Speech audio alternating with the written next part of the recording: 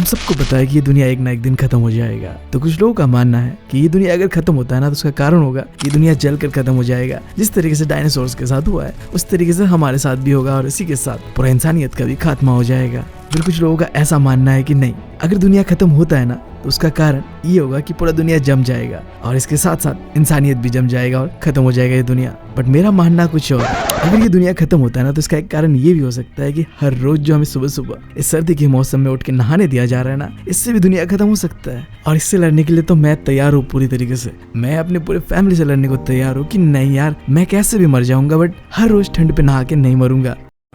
ये बड़ी अच्छी बात कही आप।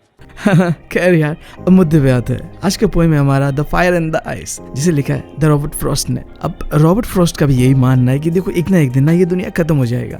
जैसे कि लोग हमेशा से कहते आ रहे हैं कि दुनिया एक ना एक दिन खत्म होना ही है। अब दो तरीके का बिलीव है कि दुनिया कैसे खत्म होगा। एक तरीके का लोगों का मानना है कि दुनिया ना जल के खत्म हो जाएगा और दूसरी तरीके का लोगों का मानना है हाँ दुनिया खत्म होगा बट वो जम के खत्म होगा। अब हमारे पोएट का भी यही मानना है कि हाँ शायद दुनिया या तो जल के खत्म हो सकता है या तो जम के खत्म हो जाएगा बर्फ पे। बट यहाँ पे ना हमारा पोएट कुछ और बताना चाह रहा है।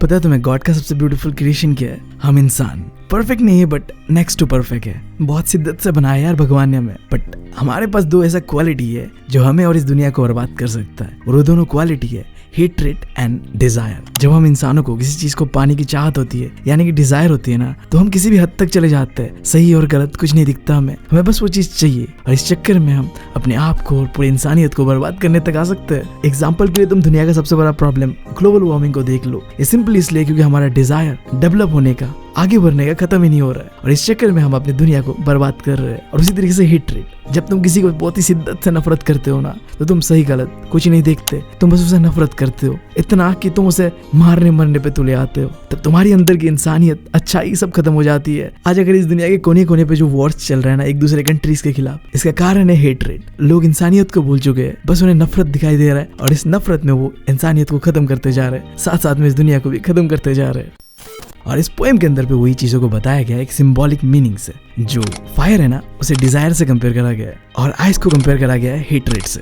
अब कैसा कंपैरिजन है उसे देखते हैं। शुरुआत करते हैं फायर जिसे डिजायर से कंपेयर करा गया है। अब जैसे फायर यानी कि आग जो होता है उसके सामने में कुछ भी आए वो उसे जला के राख कर देता है। इसी तरीके से हमारा जो डिजायर है वो अगर अनकंट्रोल्ड हो गया ना, मतलब हम जो करना चाहते हैं वो अगर कर देना भाई, तो ये दुनिया राख हो जाएगा जल के, इंसानियत खत्म हो जाएगा। साथ साथ उसके इस दुनिया में हर एक चीज खत्म हो सकता है सिवाय तुम्हारे डिजायर के। वो बढ़ते रहेगा, एक के बाद दूसरा, दूसरे के बाद तीसरा आते ही जाएगा। अब बिल्कुल इसी तरीके से आइस को कंपेयर करा गया हेट्रेड से। अब मुझे पता है तुम कंफ्यूज हो गए कि आइस और हेट्रेड का क्या कनेक्शन है। लाइक देखो, आइस क्या करता है, जब तुम्हें जमा देता है ना उसके बाद तुम्हें कुछ फील नहीं होता है और यही चीज हेट्रेड के साथ होता है। जब तुम्हारे अंदर मेरा किसी के लिए हेट्रेड आ जाता है ना तब तुम सही और गलत नहीं देखते, तुम्हारे अंदर पे सामने वाले की और कोई सिंपैथी एम्पैथी ये सब नहीं होता। तुम बस उसे मार देना चाहते हो या तुम उसे खत्म कर देना चाहते हो। तुम्हारे अंदर कोई फीलिंग्स नहीं होता, कुछ होता है तो बस नफरत। एंड ये नफरत एक दिन इंसानियत का खत्म होने का कारण बन सकता है ना। हो यहाँ पे अब तुम समझ गए किस तरीके से हमारे पोएट ने यहाँ पे फायर को डिजायर से कंपेयर किया है एंड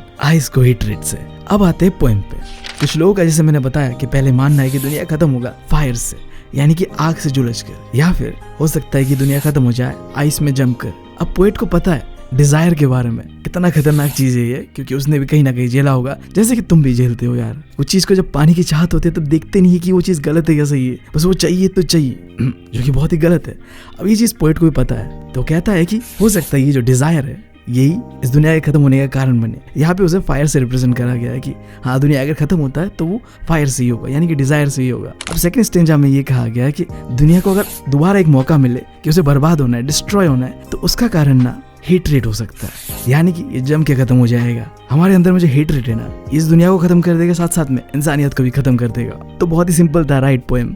सिंबॉलिक मीनिंग बताया गया यहाँ पे कि डिजायर फायर है और हेट्रेड जो है वो आइस है, और ये हेट्रेड और डिजायर ही इंसानियत के खत्म होने का कारण बन सकता है। अगर पहली बार खत्म होता है दुनिया तो उसका कारण डिजायर होगा, और अगर दूसरी बार खत्म होता है तो उसका कारण हेट्रेड होगा। यार ये तो बहुत प्रैक्टिकल बात भी है ना कि पहले हमें क्या होता है कि इस चीज को चाहने की डिजायर होती है कि ये चीज हमें चाहिए, और अगर वो नहीं मिलता है ना तो फिर हम उस चीज की ओर नफरत हो जाते हैं कि बर्बाद कर देना इस चीज को अगर ये नहीं मिला हमें तो इसी के साथ ये पोएम होता है खत्म और हमारा जर्नी होता है यहाँ पे अंत। मैं हूँ तुम लोगों का दोस्त और होस्ट बीबी, निकल चुका स्टोरी टेलर बनने की जर्नी पे। अगर तुम्हें मेरा स्टोरी टेलिंग करने का तरीका पसंद आता है तो यार चैनल को सब्सक्राइब करे बिना जाना मत, और हो सके तो वीडियो को लाइक भी कर देना। मैं मिलता हूँ तुम लोगों से अगले वीडियो में। Thank you, love you all.